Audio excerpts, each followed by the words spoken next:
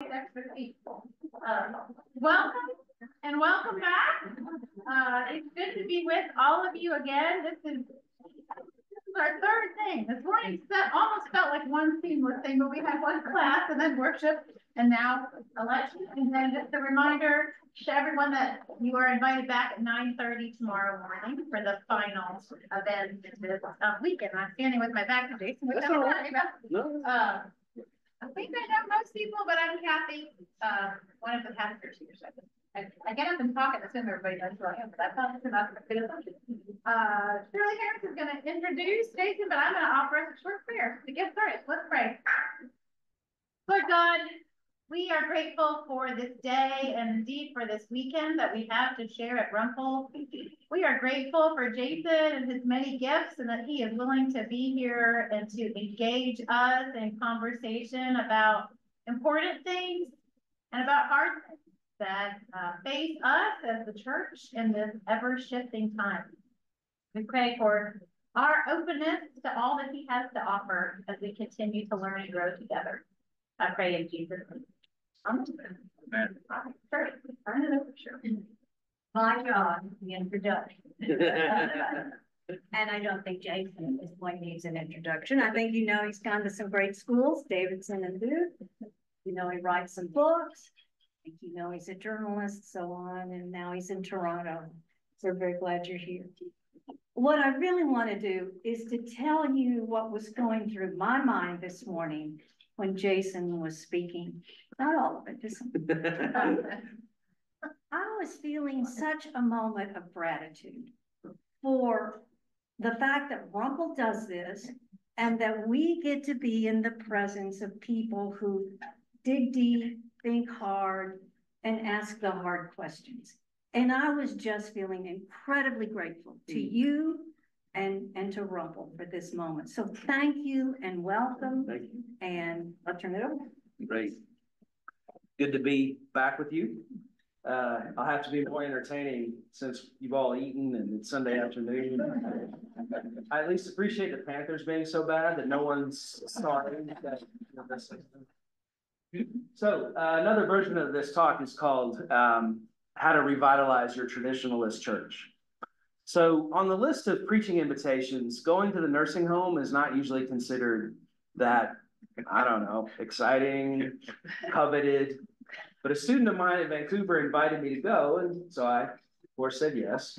He said, my people there feel discarded, unimportant, cast off. So he said, if you can just say something encouraging, that'd be great. Now, what I hadn't considered in advance is this student is Indonesian. Him and his wife come from Pentecostal giga churches in Jakarta. So the home of the giga church used to be Seoul. That is a church bigger than 10,000. Now it's Jakarta. I don't know why, but that's true. Indonesians do church differently. They don't do things by halves. So Sam over-prepares for this service in New Westminster, BC, outside of Vancouver. The music was amazing. The food was prepared by an Indonesian chef, friend of Sam's. The bulletins were even beautiful. The residents knew they'd been cared for well. They kept saying, we love Sam. Don't take him away from us. As if I had the power to do that. Now, lots of these residents were older white Canadians. They'd grown up in Ontario or BC or on the prairies.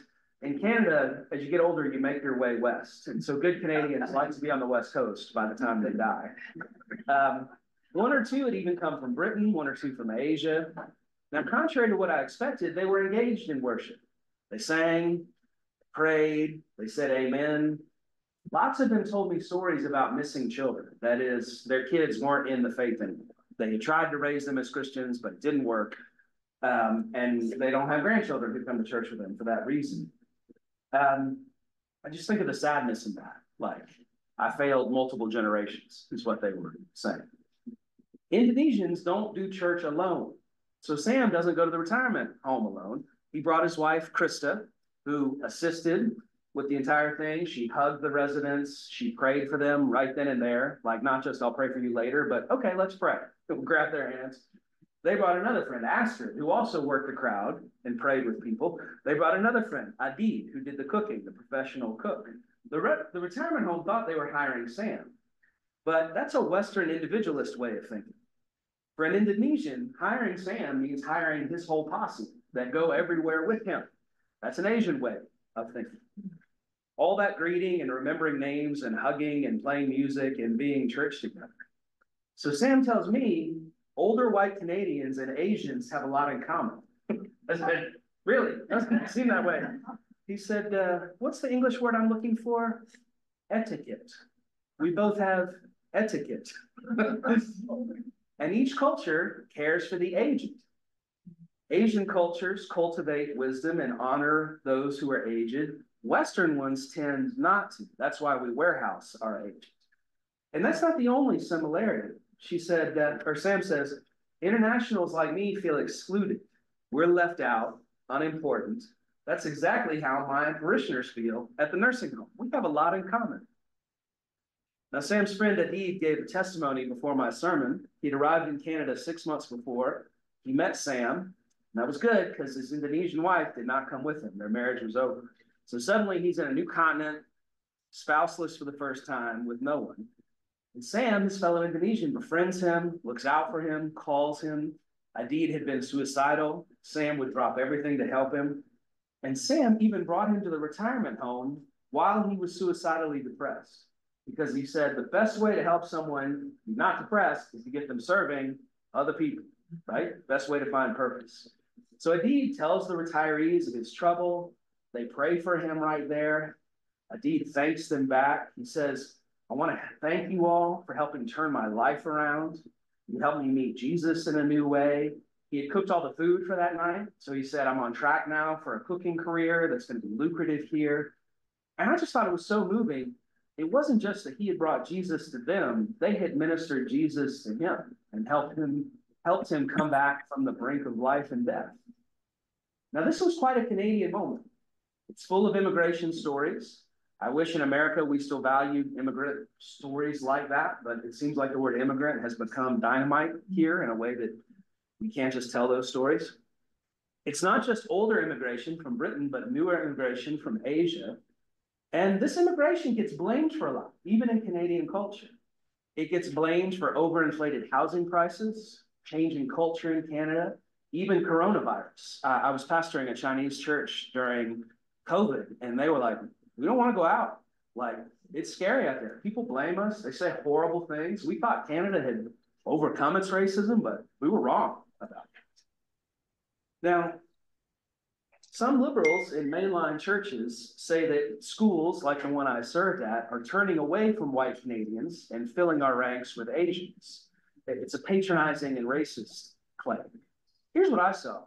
A generation of older Canadians who were deeply sad that their children and grandchildren didn't take up their faith were receiving a surrogate set of children and grandchildren from Indonesia who cared about them and prayed for them, and they had their lives bound up together.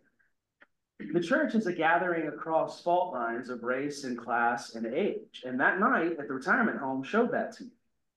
And I just wonder how the church can surprise us by bringing unity in Christ across what seems like insurmountable fault lines. Because I saw it that night.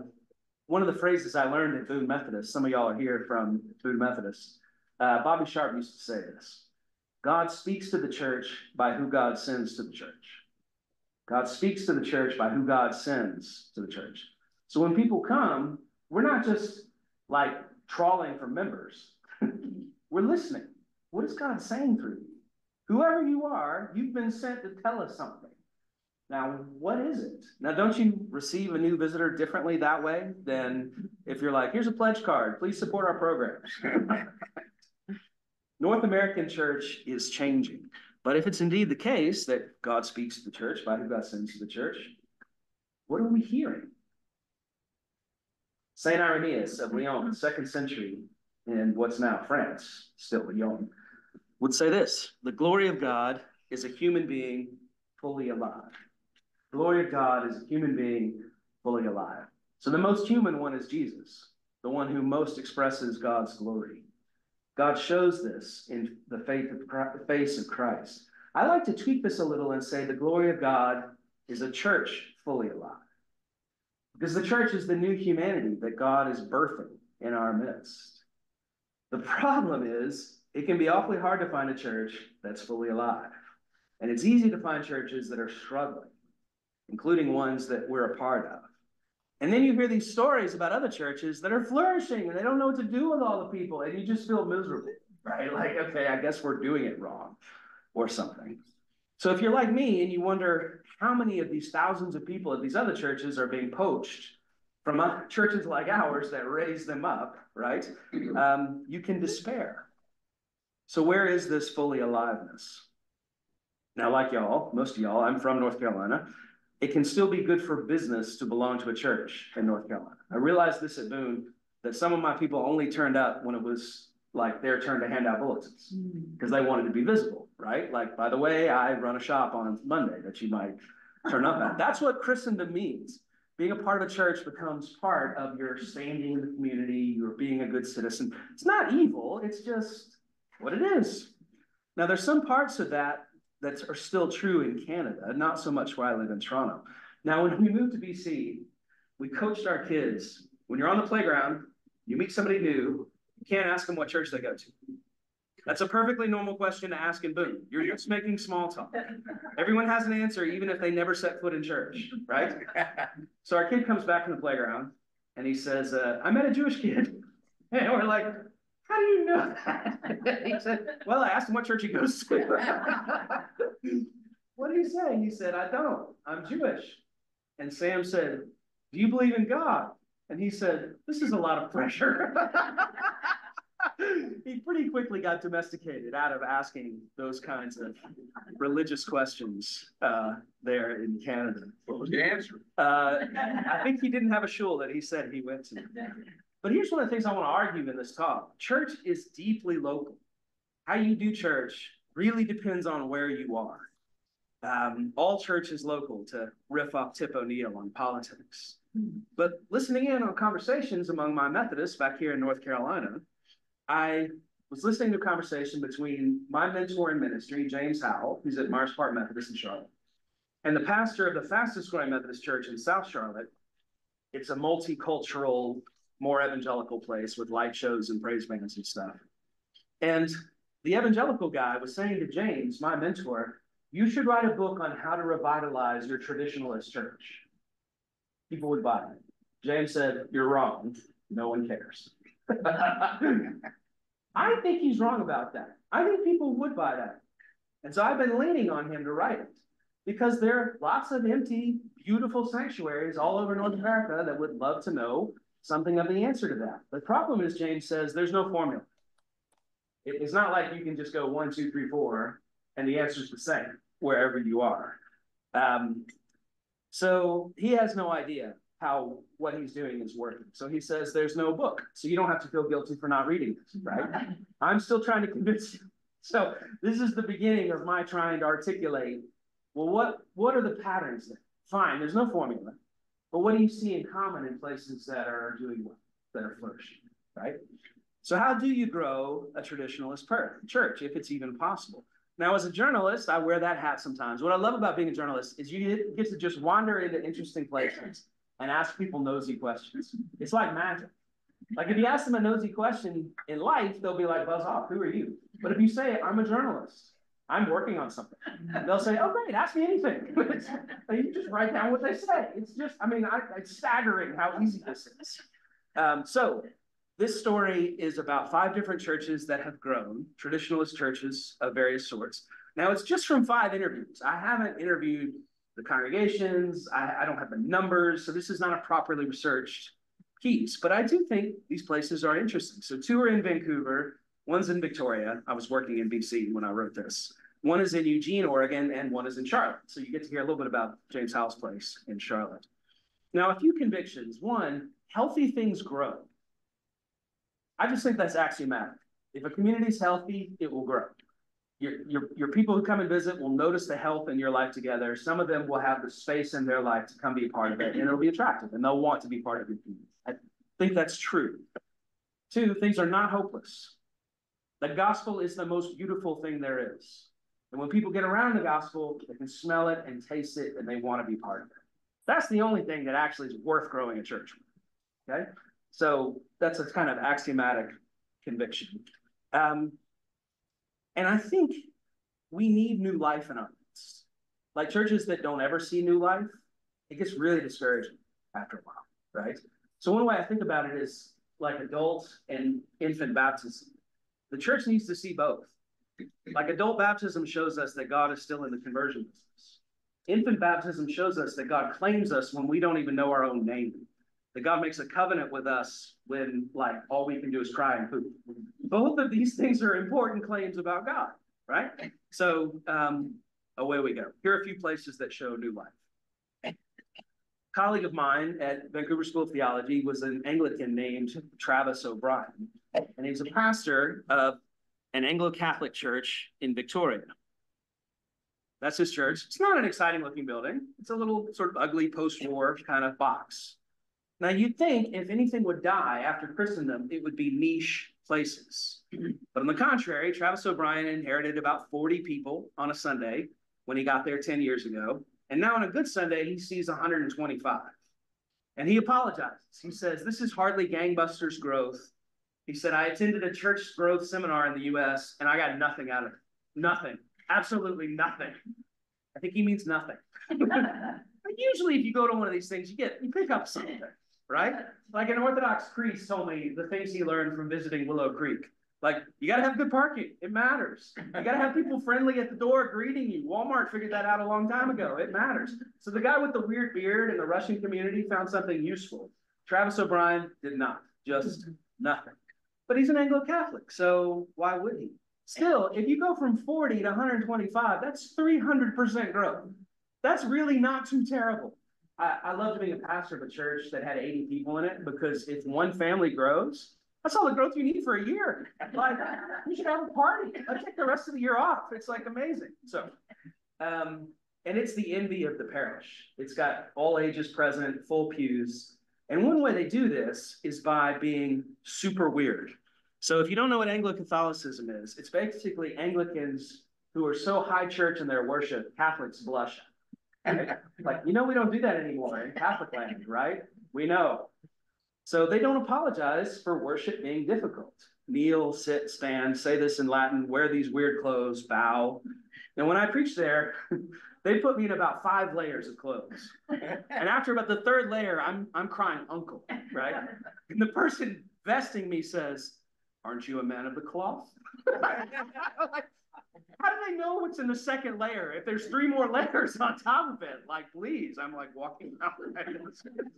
Anyhow, their weirdest day is Good Friday, where one by one worshipers creep up on their knees, and there's a crucifix in the middle on the floor, and they'll lean down and kiss that thing.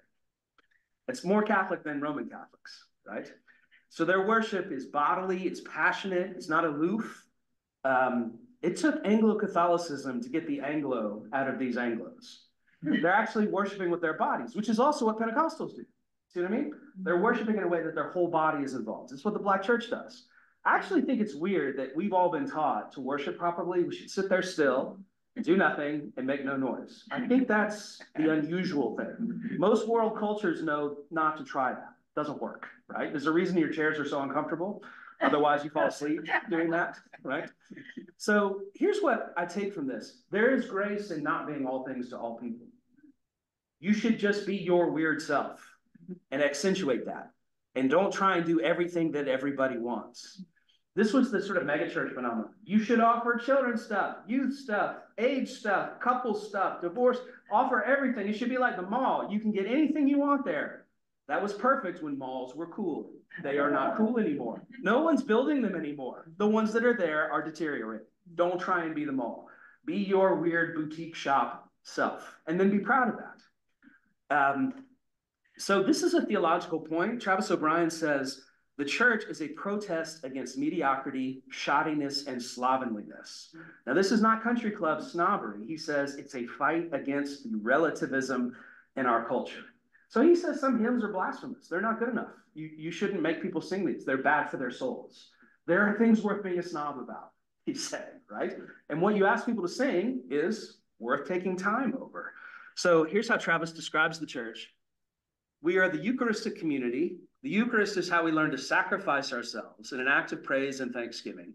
The silence in the liturgy gives way to a deeper silence. And that kind of mystery is what attracts people to God. People will not understand what's happening in Anglo-Catholic worship, and it doesn't matter. Let them feel like it's weird. That weirdness is where mystery happens, and that's actually what people are looking for. So for a couple centuries in mainline church worship, we tried to lower the bar on what you had to believe to be a member as far as possible. Do you believe in the virgin birth? No? Okay, fine. You don't have to. Do you believe in the divinity of Jesus? No problem. It's okay. We don't really either. You know what? Really, all you have to do is be a good person. This was a mistake.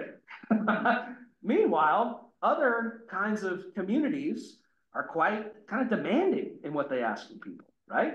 Like some of you are serious about your exercise. That's a high bar, right?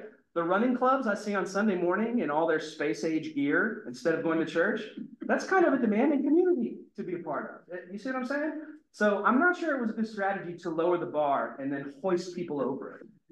We should actually ask a little more of people. I think that this way of worshiping in a way that's intent on mystery, I can't prove this. I think it will become more important the more addicted to our screens we become. It will mean trying to say, now this is weird. It's going to hurt a little at first. Put the device down. Now look your neighbor in the eye. Now sing to God. Like the screens are teaching us how to not be human. And we're going to need practice in being rehumanized. Now, Travis and his fellow pastor and his spouse, Jasmine, they have parishioners over to their house all the time. They cook together. They make life together. They know each other as friends. There was a time when pastors were taught we should have boundaries. And so we shouldn't be friends with parishioners. This is false. Because it means, like, are you really not supposed to be friends with people you're eating with and drinking with and making life with and crying with? Now, I get boundaries mean you don't hurt other people and you don't harm them, right? But if you're going to love someone, you actually have to befriend them. But you were taught this boundary business, right? Yeah, it's garbage. I completely agree with you. Yeah. So here's the other thing. We're in an age without roots, and we're going to have to take time to grow them in the liturgy, in one another's lives. So the O'Briens are not long-timers in Victoria, but they act like they are. In other words, they love their city, they love its mythology, they love the place. And so people who come in can tell these people love Victoria. And actually people want that from the leader. They want someone that helps them love their specific patch of earth. So like the stories you tell about Blowing Rock, why it's here, what it's for, what's good about it, that's crucial in leadership, right? Travis says this, mainline churches haven't understood what they're there for. This church knows what it's there for, and that's attractive. Now, you might have guessed O'Brien is an academic. He teaches at our seminary. He's a philosopher by training. He loves Kierkegaard. But his homilies don't sound like lectures. They're simple, they're direct, they're loving. They're not over anybody's head or overly erudite. But he insists the life of the mind is no impediment to faith. In fact, it's an advance to faith. You can make that clear while not being over people's heads, right? In other words, there's a way of talking that makes people feel like, yeah, I can't understand what you're saying. I'm feeling belittled. There's a way of talking that makes people say, oh, that's what you're saying. I feel enlarged. You see the difference? Lots of us clergy have done the first thing and not the second thing. Travis says this, be as countercultural as you can.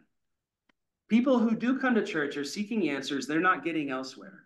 They're seeking a God not alive for them in the wider culture. So why try to emulate? O'Brien says he was called to ministry when he wasn't even going to church. He was studying philosophy. He was reading Habermas on a beautiful day in Leuven, Belgium, where he was studying.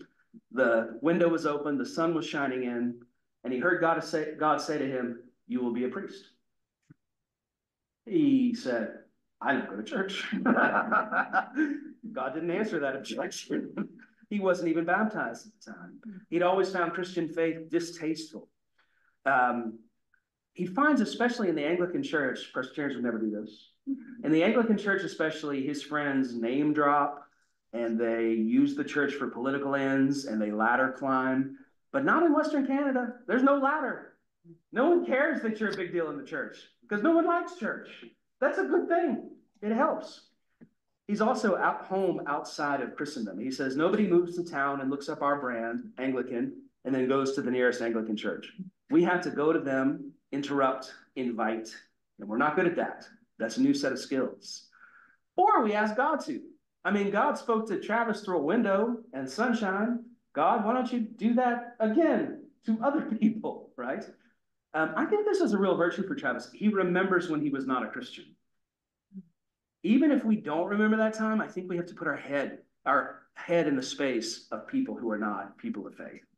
We don't need to talk as though everyone has been here forever, because that's not actually true. In fact, I think there's a healthy unbeliever who lives inside all of us. And we honor that person by speaking to them with reverence. I totally get why you don't believe, right? Let's go on this adventure of faith together. Last comment, and then I'm going to ask y'all to talk to yourselves about this. There's some themes that many folks have noted mark churches that are doing well in post-Christendom. They tend to be intentional about spirituality, intentional about it.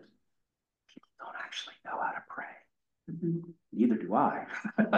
It's really hard and weird. Actually, intentionally teaching it together is the way to do that.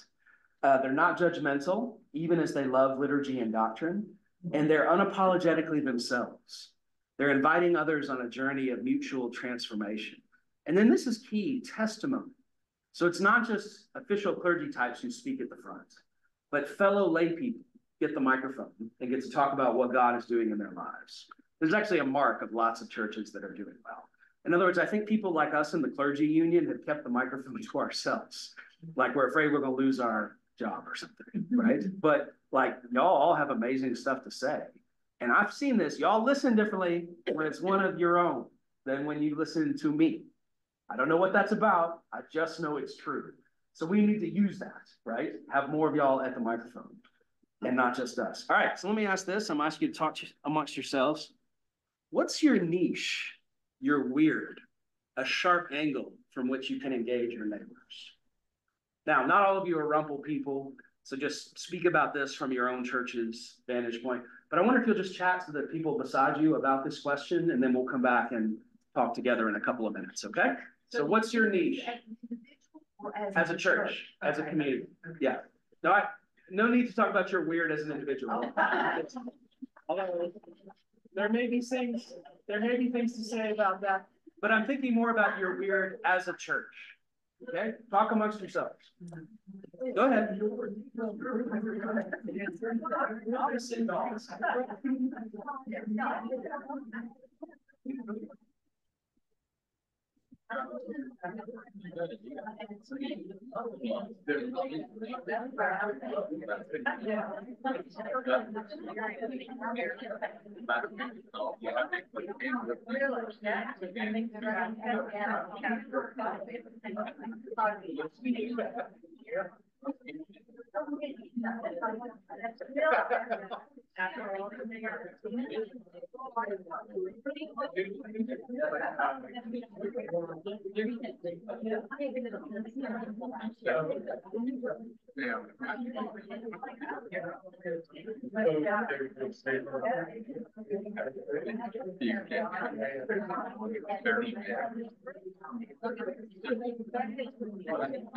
How you doing, man?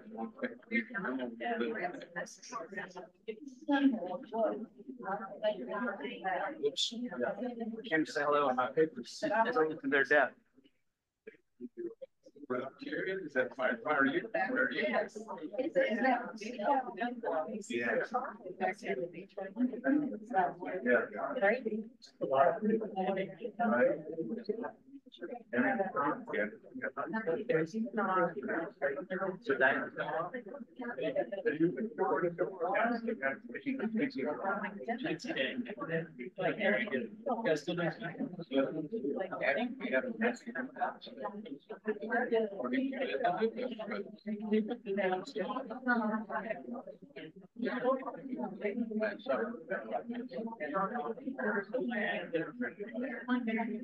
on the board of the theater company. I got time.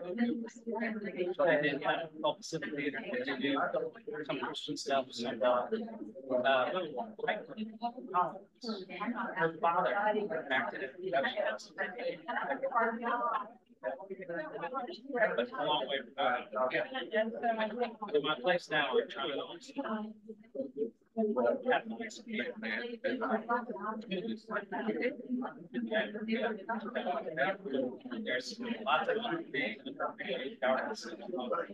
I'm trying to draw.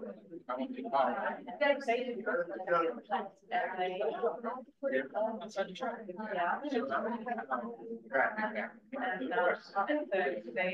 I can probably have it.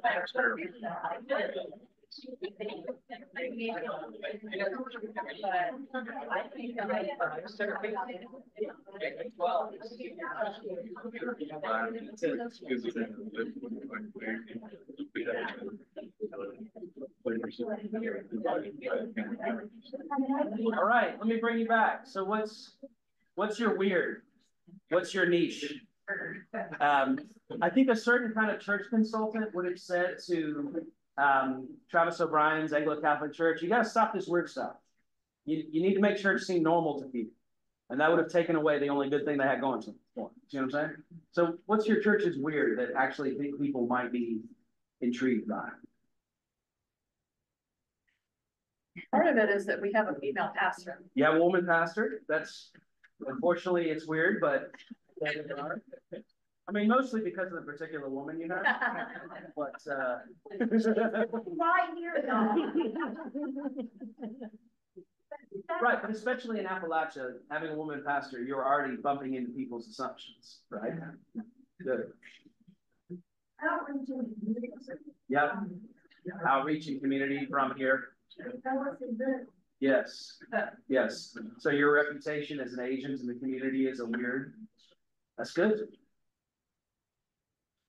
I mentioned my daughter is a college student at UNC Chapel Hill, and one of her friends, she and her friends experienced a loss. Like a friend died in a car accident last weekend in Charlotte, and so she was trying to help one of her friends who really wanted to talk to someone, and connected him with the pastor at the Wesley Foundation. Wesley Foundation. And so then, and it was really good. And he doesn't have a church, and he said, I want to hear, because I took a picture of what quotation saying, I want to hear what God would have to say about this. I'm thinking with all the other ways I know how to think.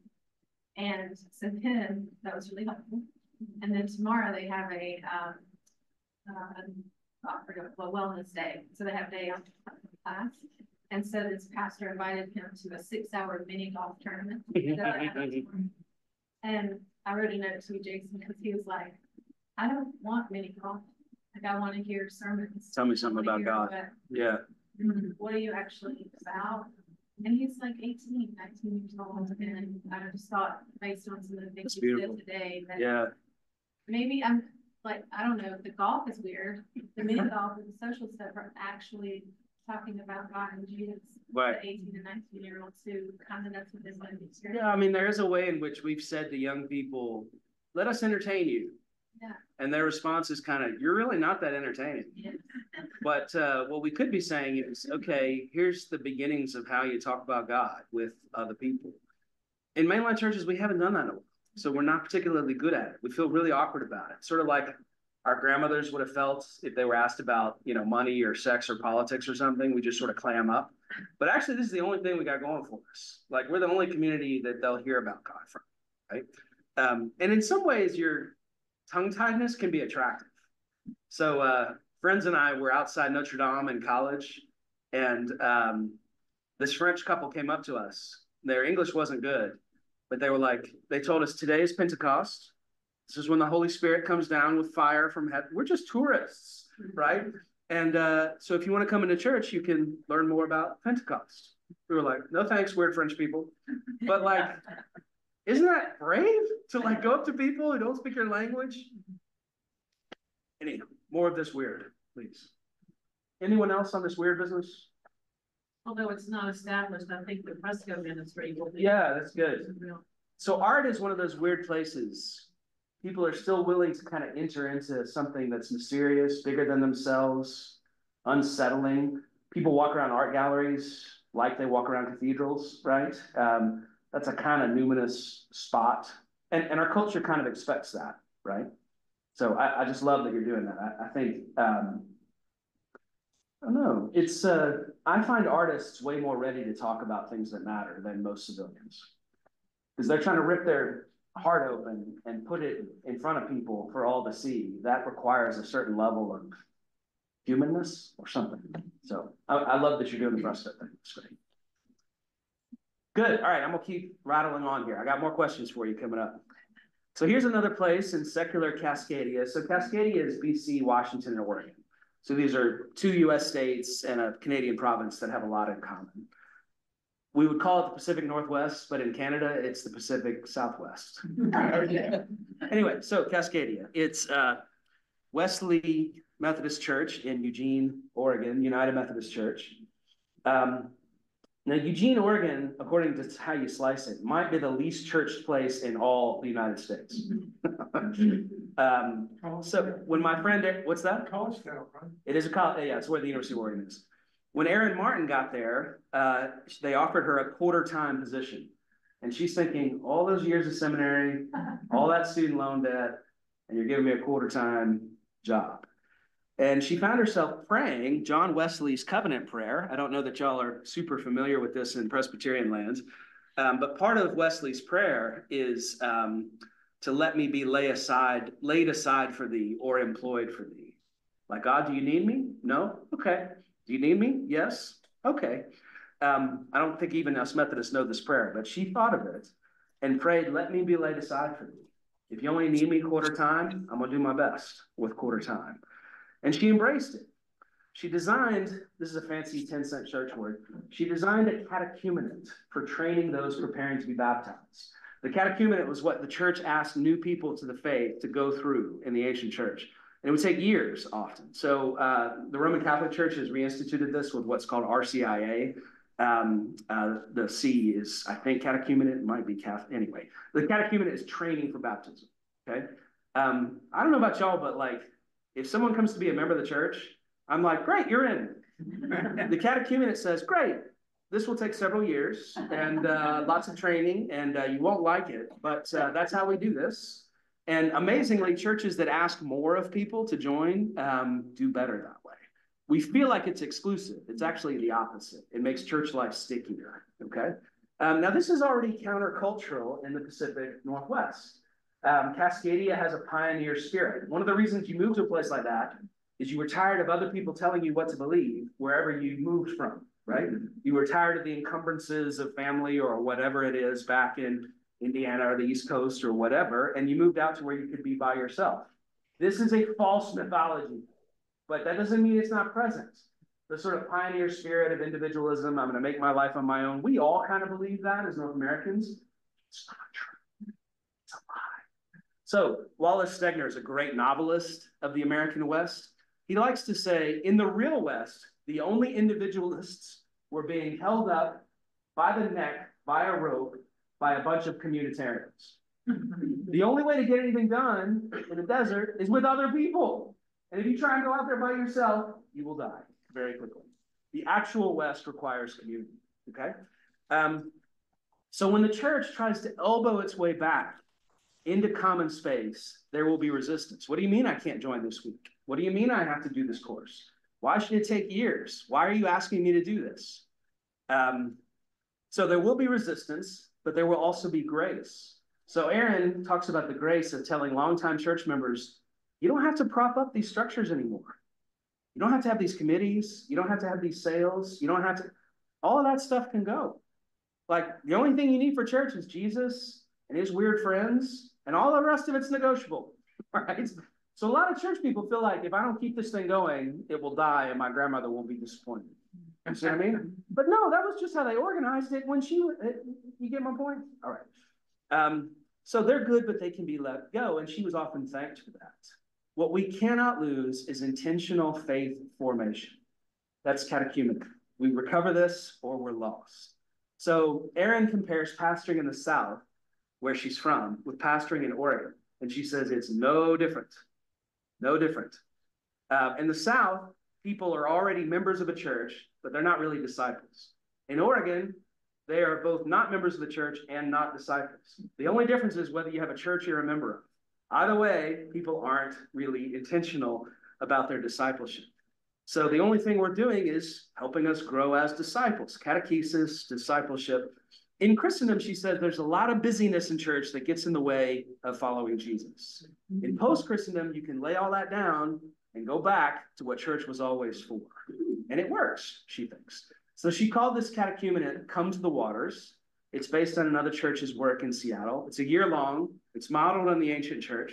New people are mentored by long-timers. So if you've been around, your pastor will ask you, be a mentor to this new person to our church for a year. They stand up the first Sunday together and they're asked, what do you seek? It's interesting. It's what Jesus asks some of his would-be disciples. What do you want? It's a big question. And they reply, life in Christ. And they seek it together every week for a year. The only difference between the new people and the old people is the name tag. And they all together seek deeper life in Christ. Now, again, you might think there's no need for this.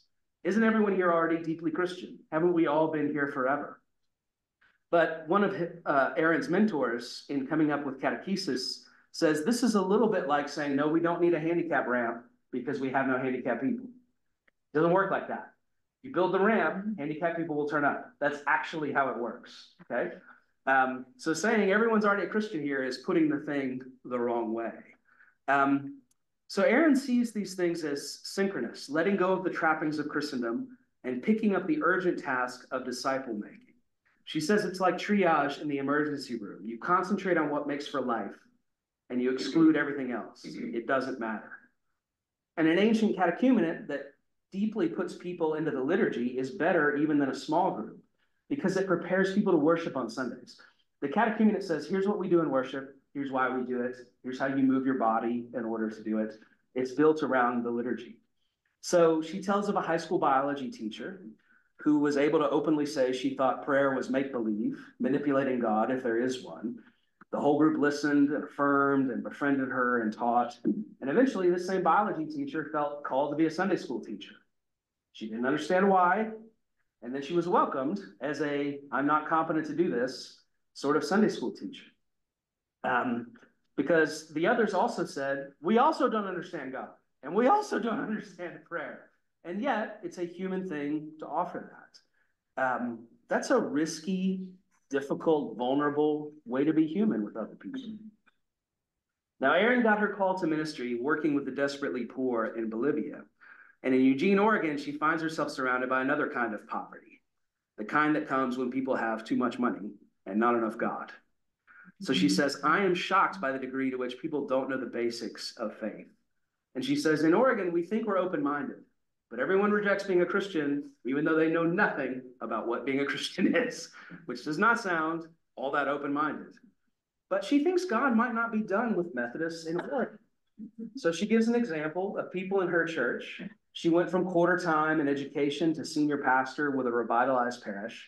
Her people have gotten excited about transitional housing. There's no standing committee for this. All there is a group of people who care about it. So a group of friends took their passion to the streets. Wesley Methodist had land.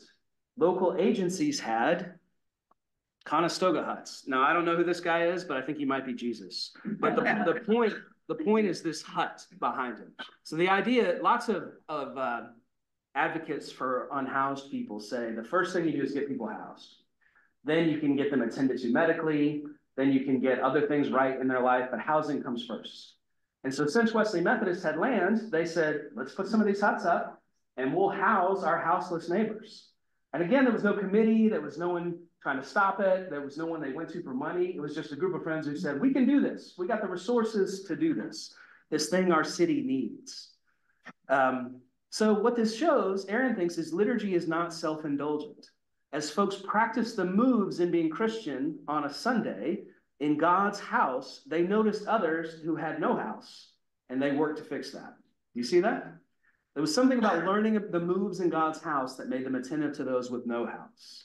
So one neighbor started in one of the huts, told someone he had studied botany. He was invited to work on the church's grounds, and now the church's grounds are exploding with fruits and vegetables and flowers from a guy with skills that were not being used when he was trying to find a place to sleep every night. That's life where there was no life, right? Resurrection. So some other observations. Erin made common cause with United Methodist Women. Y'all must have a Presbyterian women's group. What's it called? Presbyterian. You might want to work on the name. Now, this is the kind of group that they call it United Church Women Together or something where I am. This is a kind of a holdover group from yesteryear. Like older women in the church will say, we used to meet and there would be 1,000 women here and they would be trying to get in the door and it'd be crammed. I'm not ever sure they're really telling me the truth about that. So she starts meeting with them, and as a pastor, she loves them. Here's the thing about turning around a church is the people who are still there are crazy enough that they stayed when all their friends left. And so that means they have a certain stubbornness about them. And they wanted things to stay the same, even though it meant they were dying, which can make it difficult to get them to change anything. You see what I mean? The only ones cussed enough and stubborn enough to still be there are not interested in wholesale change. If they want to change, they'd have left, right? So they will say things like, we stuck by this place when no one else would, and now you ask us to change it? So that's the kind of resistance you have to outwit. Now, some of it you face head on, Aaron says. You ask questions like, well, why do you think your kids aren't in church? Why don't your grandkids want to come, right? But often what we pastors do is we do nothing because we're afraid the old guard will attack us if we do something. And we don't tell you that, we just like are afraid of it. You don't look scary, but that's what we do. We're like, no, if I try and change stuff, they'll yell at me, right? And we so want to be liked. It's gross. Anyhow, here's the one thing we cannot do or will fail them. We cannot not offer the opportunity for deeper life in Christ. And that's what intentional faith formation and catechesis can offer. Okay?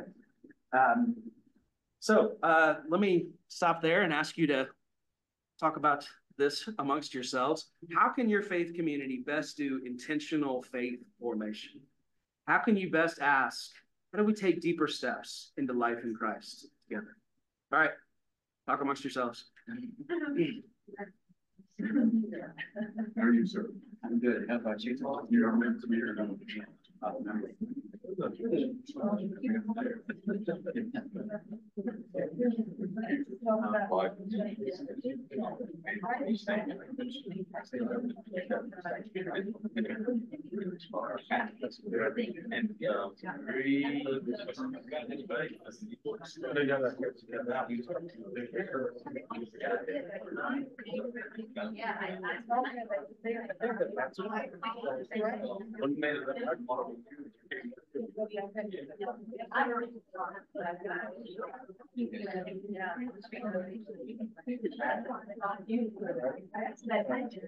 I think that's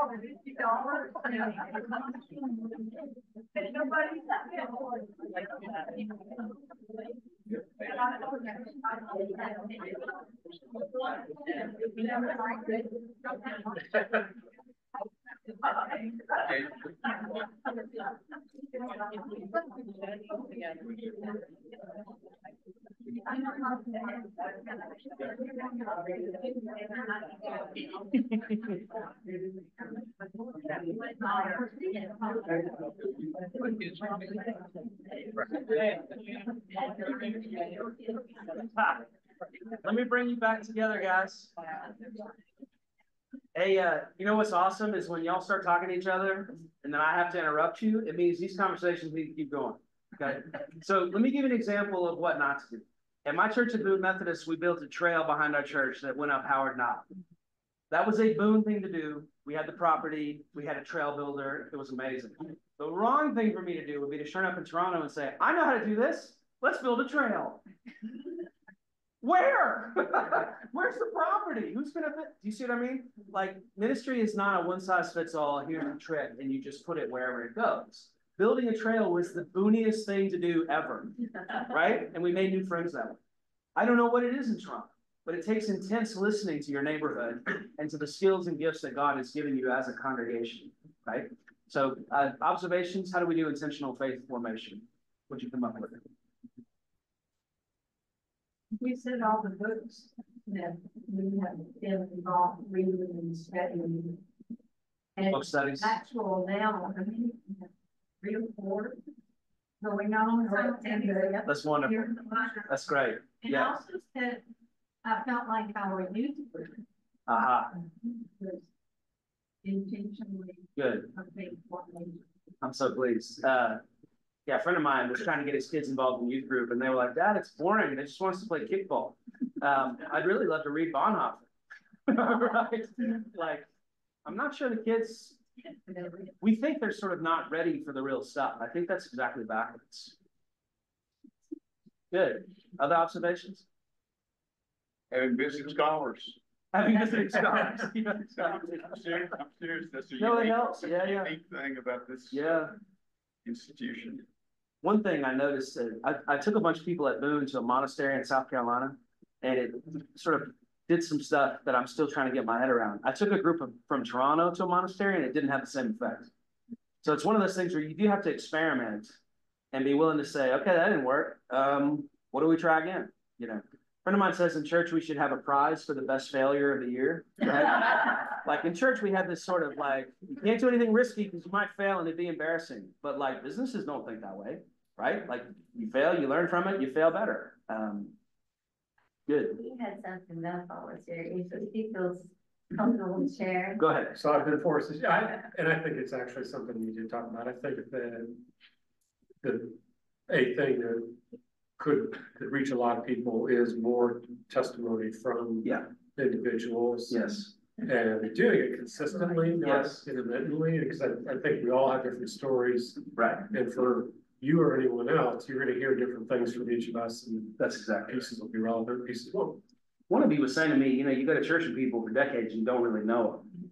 And all of a sudden you hear their faith story and you're like, there's like a universe going on inside you. Like, how did I not know about this? Right? So now sometimes this requires us preachers to help with the basics for what to do with the microphone and what not to do, right? But that's easy enough. Good. All right, you're gonna have some testifying in Presbyterian churches. That's great. Well, the word formation Formation. naturally assumes the youngest among us. Yeah, I'm not And sure yet about that. those are the ones that are leaving after. Right. I did notice after church today, it was a gaggle of college kids that were lingering. So formation is a word that Catholics hung on to and we Protestants are relearning. I'm finding more people turning up my church 50 and above who are like, I don't know anything. My family didn't take me. I know nothing. Start with the basics. I'm gonna talk about one of them tomorrow in my talk about prayer in the morning. Like, how do you start from square one on prayer?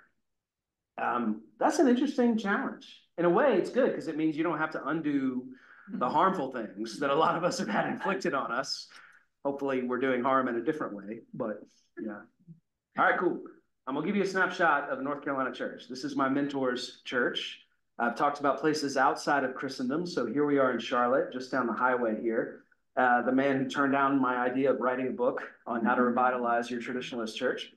So James arrived to Davidson Methodist, where I was in college, to a church that was about 400 people. That's a decent sized church in the main line. And he left a church of 3,600 a decade later.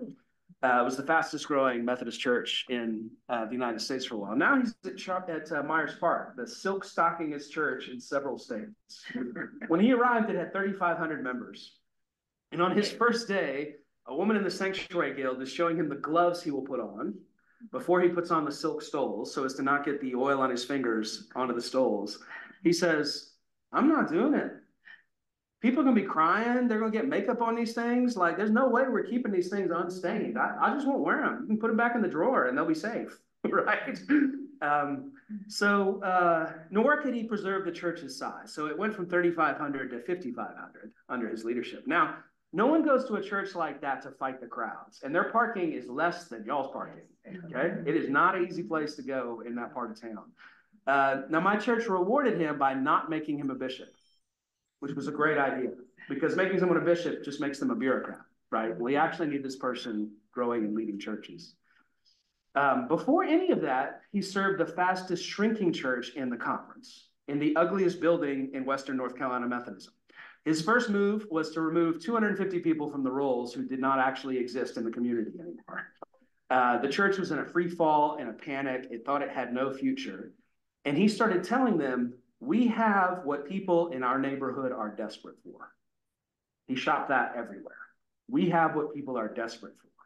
He said every meeting, every meal, every coffee, every chance encounter with the mopey finance guy who was always saying how bad the debt was, I kept saying, we have what people are desperate for. Now, lots of ministers complain. James correctly points out. You may have noticed this yourself, except I'm sure your minister is not complaining about it. Sometimes we have to get busy leading. So James did this by mowing the grass at his own falling apart, deteriorating church. People noticed.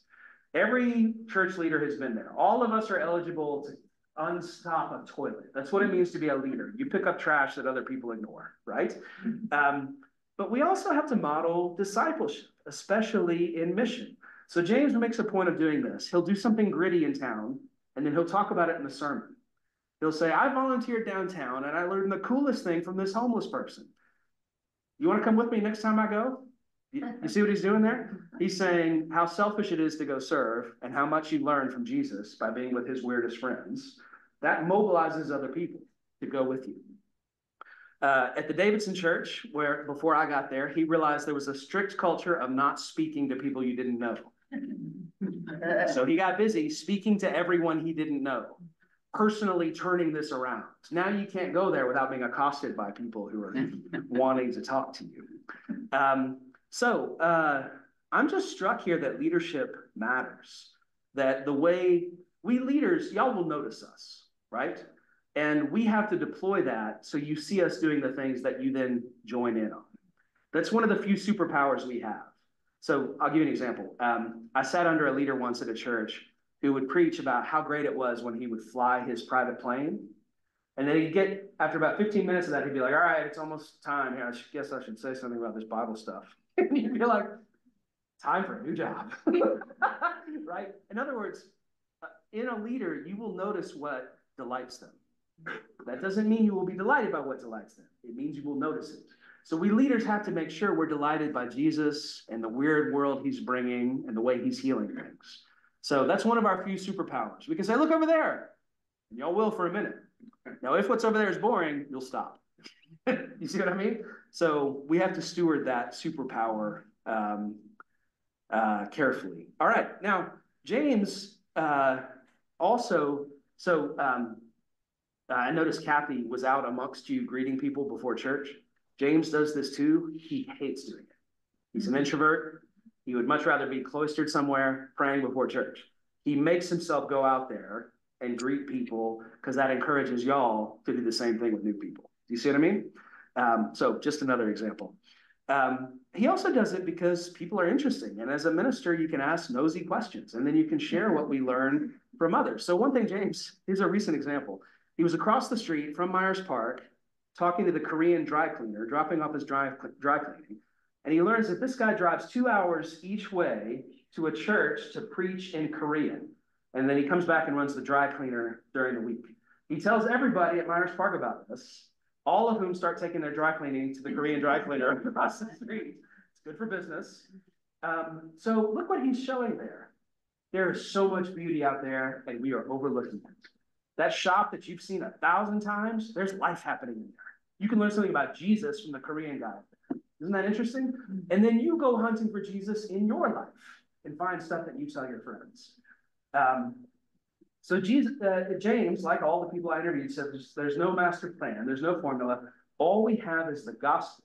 And the gospel says God is doing something. And we have to trust God to act and then point it out to others. So James' words, it sounds hokey, but we have to expect we're going to be surprised. There's that theme I keep pointing out, to expect to be surprised. Now, you've already noticed some differences in these places. Myers Park in Charlotte kind of has to be all things to all people. It's that kind of church. They can't really say we're not going to be the mall. Like that ship has sailed. It's a downtown legacy church, so they can't be niche the same way St. Barnabas in Victoria can. But there are deeper similarities. Each of these pastors is more interested in God than themselves. They're fascinated by their people and their town and their neighborhood. And they're willing to ask things of people. Now, this is hard for us to be able to come up to y'all and say, will you do this difficult thing with and for me? Like, I don't know, isn't that hard? You like to ask people to do things? This is your preacher's weird. That's great. The gospel demands transformation. And so to ask someone to do something difficult is actually to offer them a gift. A rabbi colleague of mine points this out. She would do this in her shul in Vancouver. When you're innovating, hug the tradition tighter. You never say, we've never done this before, but we're about to do it. What you say is, we have always done X. Given that we have always done X, we will now do X adjacent. And everyone says, okay, cool, yeah, that's no problem. But if you say, we've never done this before, and they're like, well, why would we do it? So precisely when you're innovating the most, make it sound like the most traditional thing you've ever done. It works, trust me. All right. So for example, this fast shrinking place early on in his ministry had no kids. James and the ladies got busy redoing the nursery, and he and the church's oldest saint got together there and prayed that that nursery would be full of children. And then James's own spouse got pregnant. When you start praying, things happen. People get pregnant, not even, to read the Bible story, the people you would expect to get pregnant. And more than that, churches get pregnant. Okay, so that's a similarity to, and this is the thing I want you to think about. What does your church have that your neighborhood is actually desperate for? What do you have that your neighbors are desperate for? So I'm gonna just let you steep in that question. I'm gonna go on to my last place. This is Grandview Calvary Baptist Church in Vancouver. It's in East Van, which is probably the least church part of one of the least church big cities in North America. It's the most secular spot in Canada. And this church is thriving. So I asked Tim Dickow what he did, first of all, 18 years ago when he arrived there. The place had actually already voted to close, but then they called a new pastor. They just didn't tell him they had already voted to close. So there was garbage in the Sunday school rooms. He said, the first thing I did was help the older folks grieve. I helped them name what they'd lost. And he said, I was good at this because I'd done funerals. So being able to name what you've lost is a key thing in grieving. Not everyone of the old timers participated in the parish's new direction, but all of them gave permission. And then they started parenting groups. So they had lots of older people, and then they had new parents in town who were far from their parents back home on the prairies.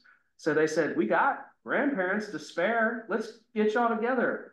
And these new moms needed that input from people who had been moms before. Like, what's something we got? Lots of older people. Let's put y'all to work with new people. Anyway, you get the point that I'm making. So this is part of what you do in turning around a church is you notice, what has God given us that our neighbors need? And what has God given our neighbors that we need? So when Tim arrived, he heard it would take 10 years to get healthy as a church. And he thought, nah, it won't take nearly that long. And he looked back 10 years later and said, yeah, okay, it took that long to get healthy. He started preaching his particular take on the Christian gospel. He realized he'd been trained to be a chaplain of a well-functioning parish. And the job was to keep that well-functioning parish humming along. And he was like, yeah, the problem is we're fresh out of well-functioning parishes. They don't exist anymore. So the job is actually now to start stuff, to be more like a planter of churches, a bringer of new things. What Tim came to see is that the incarnation, that God gets born in our flesh, is a commitment to the neighborhood.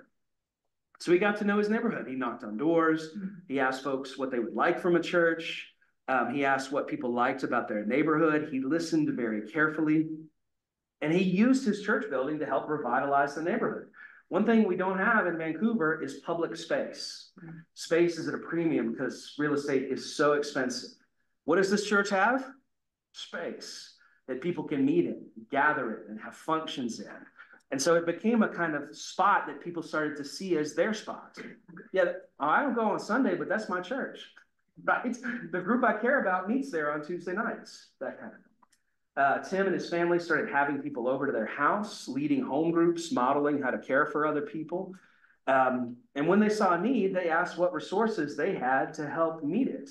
So, so some of the things they've done, they helped refugees with their status in Vancouver. They supported local theater. They helped with the housing crisis in the city. They blessed the city's homeless. So for example, they were caring for Cambodian refugees who told them, we don't understand the court process for getting status in Canada. And so they would go with them to court and be like, I get why you don't understand it, because we don't understand it. This was not a language problem. This is a problem of understanding writ large. And so they developed a brochure for helping new Canadians understand the court process. The province of BC asked this church, can we adapt your brochure so we can give it to everybody? We'll print it in different languages. This is a matter of a church doing what you do as church. You're helping your neighbors. And BC is like, wait a minute, that little church is doing something we don't know how to do. They're serving their neighborhood, even though they're tiny and think that they're out of power. I think that's amazing. So another thing they've done, in BC, we have a terrible problem with affordable housing. And Tim and Grandview Calvary transformed their parking lot into affordable housing. And they got grants from the province to do it. And not only that, but they're teaching other churches how to turn underused land into housing for their neighbors, right? So I know parking is a premium, but what would it mean to turn, so in Vancouver, a big deal is air rights. You can sell the space above your building to somebody else, to a developer. And Tim will say, don't do that. Use that space above your building to house your needy neighbors, right? And he just asked this, I think this is so ambitious and beautiful. What if the church were the answer to the affordability crisis in Vancouver? This is a city without enough churches, right? But they have more land than anybody else does. That's often underused and people aren't going. Well, what if we build housing in this space? Now, Tim is quick to say he has no idea how to grow a church in a suburb. He says, I often don't know how to do it in a city. He describes whole afternoons where he would lie on his back on the floor, looking up at the ceiling, wondering, God, what the hell did I get myself into? Right? He just kept learning and preaching. He's also not a hugely charismatic person. None of the people I've introduced you to are. It's a myth that you need a charismatic alpha leader to grow a church. In fact, it's a damaging myth, okay? In fact, to be honest, he can't, are we online? Anyway, Tim is kind of a lousy preacher. They're not coming to hear his spellbinding oratory. They're coming for their neighbors, right? Oh, wait, you're from Cambodia and this church helped you in court? I'm from Venezuela and they helped me in court. Like, let's be neighbors with one another and share food, right? That's what they're there for. So Tim likes to say this, it used to be you could succeed in ministry by being competent. That's not good enough anymore. You have to be competent. You also, he says, have to be creative and committed. Creative, to see resources others can't see, needs others can't see, and splice them together. And committed. Tim only retired from Grandview Calvary in year 20. You can't microwave a church turnaround. So Richard Chartres was Bishop of London, and he liked to say, we see our priests most success in year 12. Now, a lot of us pastors have traipsed off a long time before year 12. The longest I've ever been anywhere was 7 years. So please do as I say and not as I do, right? So Tim says this about the gospel being most interesting, not any technique. He says, God is at work through Christ by the Spirit, bringing renewal to neighborhoods. If you don't believe that, we have no chance against our consumer culture. God is at work. And if you don't believe that, we have no chance. Now, he draws some sharper contrasts with the world than I tend to, but I kind of think this is healthy. Being able to say, here's what Christianity is, and here's what it's not. That's going to become more important as we become weirder. Actually pointing out to people, here's what Christian faith is. You've never heard this before, and it's going to be strange. Mainline churches aren't good at that. We've been used to seeing church and culture as the same sort of thing. So actually saying, here's where we differ from our culture. Being the most successful consumer does not make you the best human.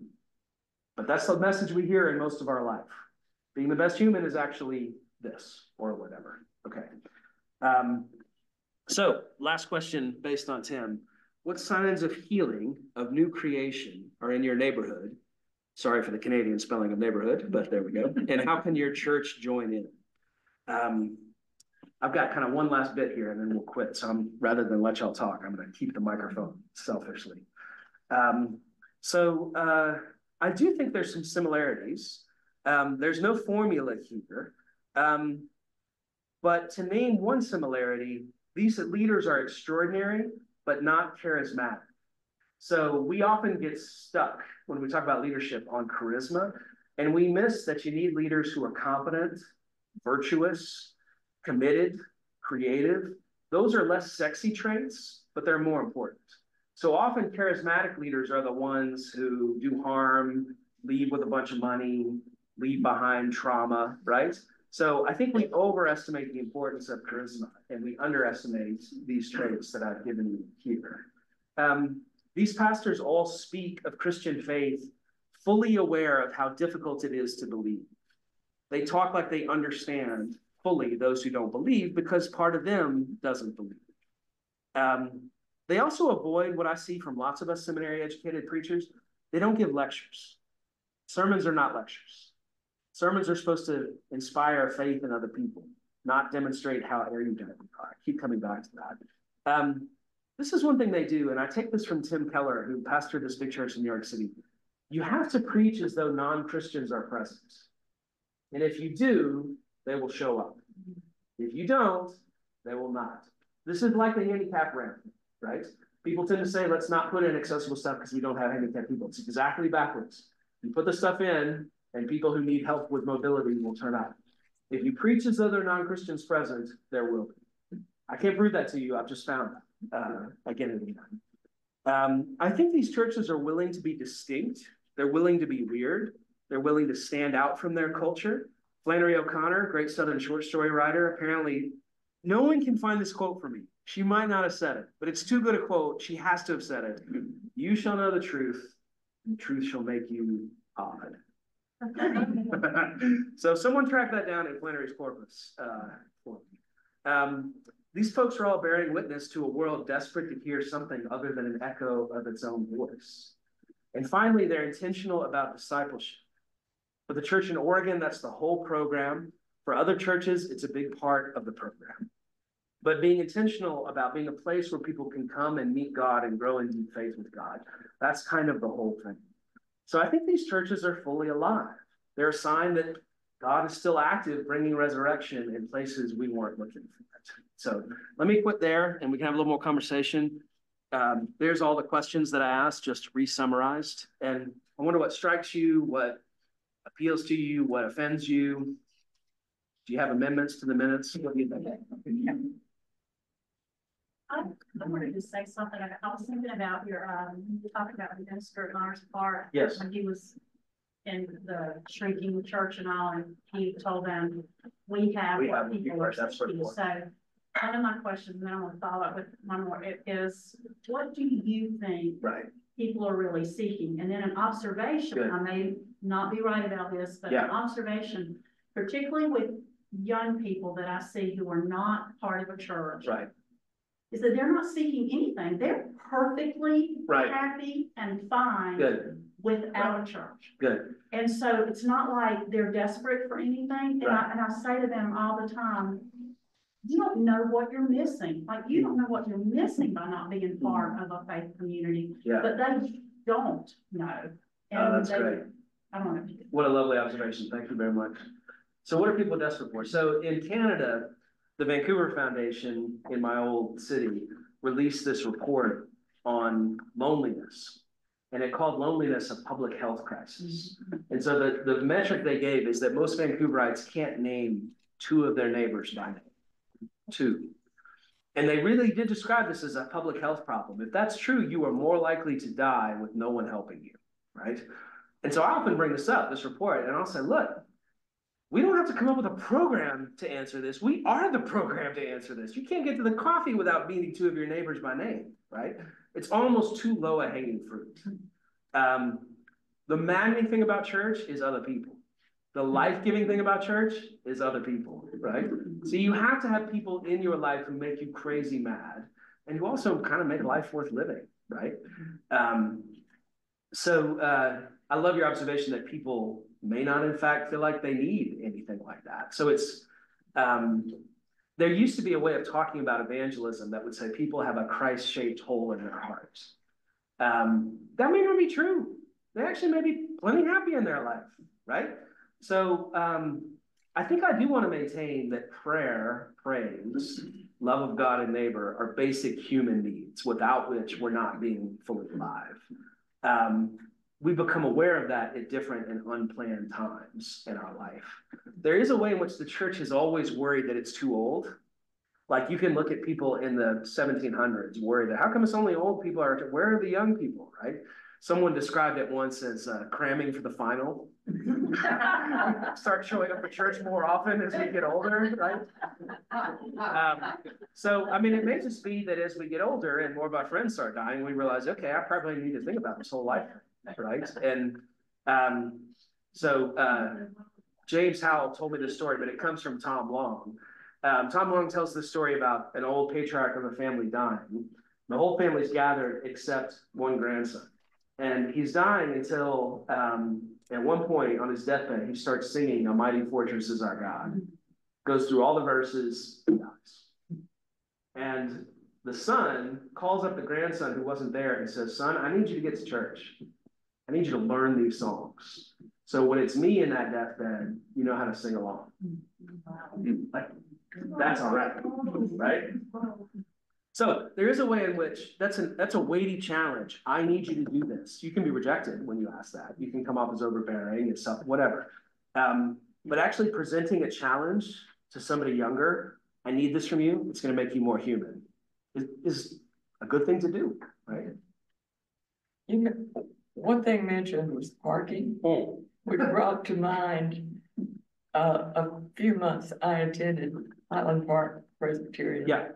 The largest in the world. Yeah. At that time in Dallas. Right. And it was in a residential block. Right. You had to park down the street, on the street. Right. And walk blocks to it get was there. Inconvenient and nobody liked it. Yeah. That's the irony is like people who go to these giant churches, nobody wants to fight parking, right? I mean, but they'll do it. And the reason they'll do it is not because there's a great preacher or great music. Giant churches have figured this out. The reason you go to church is to see your friends because they'll be disappointed if you're not there. So the thing that makes big churches work is breaking them down into small groups. So you actually grow big by growing smaller. That's kind of a Methodist genius. My guy, John Wesley, figured that out. Like church actually happens in living rooms around food. And with questions like this, all right, who sinned this week? You first. like the kinds of questions that get deeper than small talk, you know what I mean?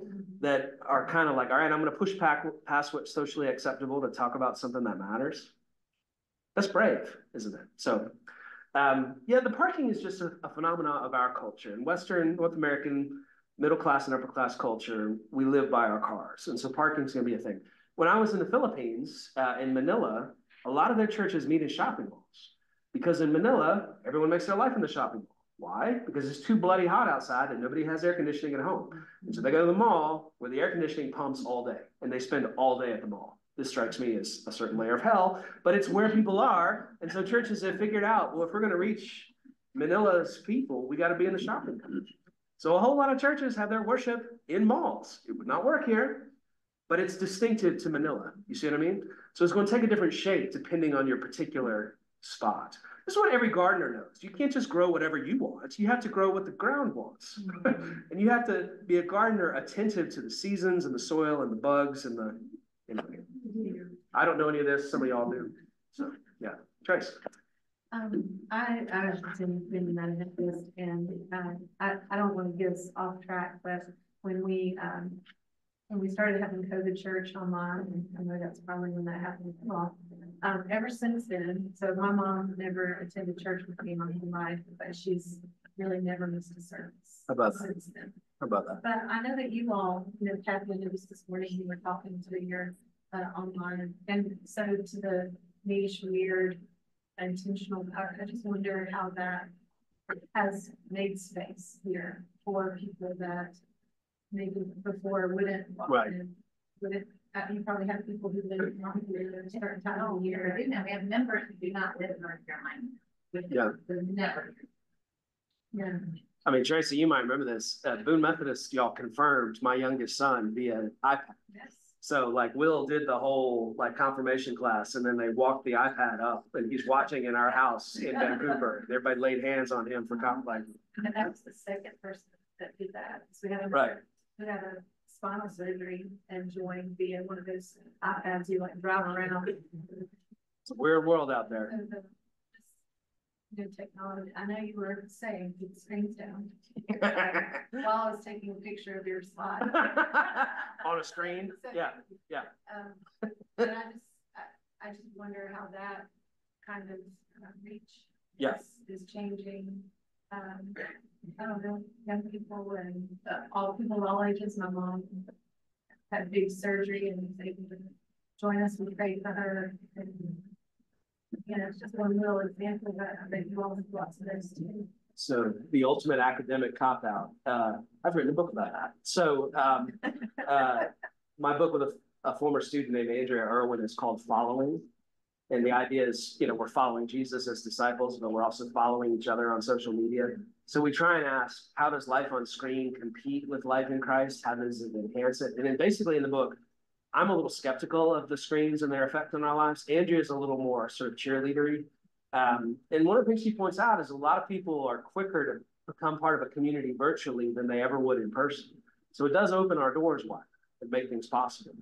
I kind of feel like, I don't know, when I'm online, I got my phone out, I got the laptop out, and like I'm doing the folding laundry and I'm talking to somebody else, and like I give the screen a quarter of my attention, right?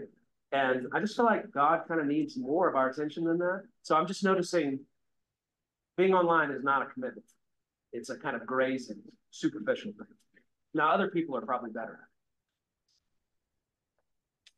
But I feel Captain looming, so it must be almost like We're already longer than we intended, so we are so grateful to you and thank you for your time.